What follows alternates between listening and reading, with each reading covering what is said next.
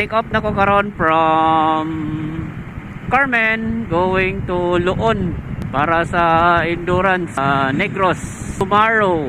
Di ko agi og Katigbian, then Katigbian to San Isidro, then San Isidro Calape, then Calape Luon going to Dumaguete. So Argao ko agi, Luon, Argao, then Argao to Santander, and Santander to Sibulan, and Sibulan to Dumaguete. Inana mga idol. And ugma ang among take off alas 3 sa Kadlawon. Ang first checkpoint namo Baez City. Second checkpoint namo is COL sa San Carlos City. Then sa kami for our third checkpoint Negros Occidental.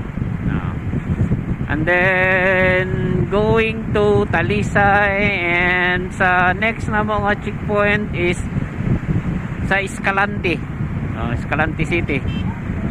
Then after sa Escalante City, ari mi sa ikalima nga checkpoint sa COL, balik ni sa San Carlos City sa COL. And then Saka for the 6th checkpoint ari sa Kubo ni Maria. So manay mo ang 6th and 7 na mo nga checkpoint Bagu City. Alright, Bagu. Then after Bago, Sipalay next na checkpoint. And then after Sipalay is Santa Catalina.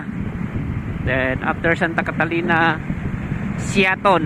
Then after sa Siaton, liko na balik na sa Dumaguete City. So mao na nga mo ang ruta tomorrow sa amo ang endurance mga idol.